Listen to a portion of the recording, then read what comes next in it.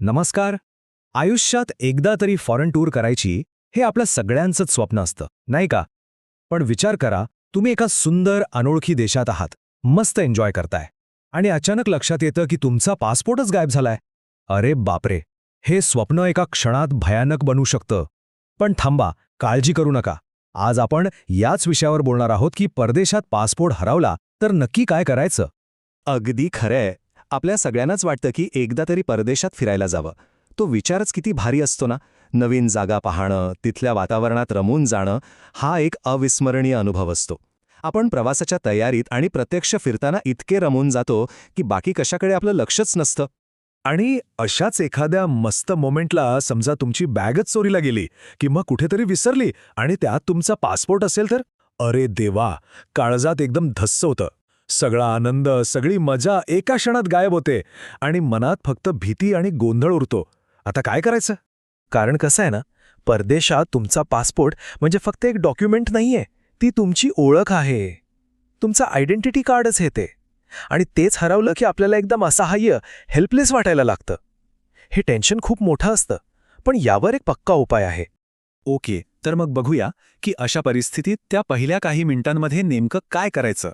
म्हणजे घाबरून न जाता जर आपण काही गोष्टी व्यवस्थित केल्या ना, तर यातून आरामात बाहेर पडता येतं. तर बघा, फक्त 3 महत्त्वाच्या स्टेप्स आहेत, लक्षात ठेवा. सगळ्यात पहिली आणि सर्वात महत्त्वाची, अजिबात पॅनिक व्हायचं नाही, शांत रहा. दुसरी स्टेप, लगेच जवळच्या पोलीस स्टेशनला जा आणि पासपोर्ट हरवल्याची किंवा चोरी झाल्याची तक्रार नोंदवा.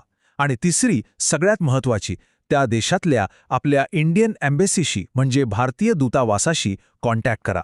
हे बघा, भारतीय दूतावास म्हणजे परदेशात आपला सगळ्यात मोठा सपोर्ट आहे. तेच आपल्याला घरी परतण्यासाठी सगळी मदत करतात. जगातल्या जवळजवळ प्रत्येक देशात भारताची एम्बसी आहे आणि ती आपल्यासारख्या भारतीय नागरिकांच्या मदतीसाठीच आहे. आता तुम्ही दूतावासात गेल्यावर तिथे काही फार किचकट प्रोसेस नसते. फक्त काही साध्या गोष्टी कराव्या लागतात. जसं की पासपोर्ट हरवल्याचा एक फॉर्म भरायचा, तुमचे काही लेटेस्ट फोटो द्यायचे आणि हो, पोलीस स्टेशनमध्ये केलेल्या तक्रारीची कॉपी जमा करायची. बस, इतका सोपा आहे. बरं, मग आता प्रश्न येतो की दूतावास आपल्याला परत भारतात यायला नक्की कशी मदत करतो? तर यासाठी आपल्याकडे 2 मुख्य ऑप्शन असतात. तर बघा, इथे 2 पर्याय आहेत. पहिला आहे इमर्जन्सी सर्टिफिकेट. म्हणजे नावाप्रमाणेच जर तुम्हाला लगेचच्या लगेच भारतात परत यायचं असेल तर दूतावास तुम्हाला हे सर्टिफिकेट पटकन बनवून देतं. पण लक्षात ठेवा, याची व्हॅलिडिटी कमी असते आणि भारतात आल्यावर तुम्हाला नवीन पासपोर्टसाठी अप्लाय करावं लागतं. आणि दुसरा ऑप्शन आहे रिप्लेसमेंट पासपोर्ट. समजा तुमच्या प्रवासाला अजून बरेच दिवस बाकी आहेत, तर मग दूतावास तुम्हाला एक नवीन पासपोर्टच बनवून देऊ शकतो. हा पासपोर्ट भारतातून तयार होऊन येतो, त्यामुळे याला जरा वेळ लागतो. आणि हो, ऐका, ही एक खूपच महत्त्वाची गोष्ट आहे. समजा पासपोर्टसोबत तुमचे पैसे, कार्ड्स वगैरे सगळं चोरीला गेलं असेल, तरीही काळजी करू नका. अशावेळी दूतावास तुम्हाला भारतात परतण्यासाठी प्रवासाची सोयसुद्धा करून देतं. म्हणजे तुम्ही पूर्णपणे सुरक्षित असता. ठीक आहे. तर आतापर्यंत आपण पाहिलं की संकट आल्यावर काय करायचं. पण म्हणतात ना, prevention is better than cure. म्हणजे संकट येऊच नये यासाठी आधीच काय तयारी करता येईल ते बघणं जास्त महत्त्वाचं आहे, नाही का? चला, तर मग काही स्मार्ट टिप्स पाहूया. ही चेकलिस्ट जरा लक्षात ठेवा, खूप कमी येईल.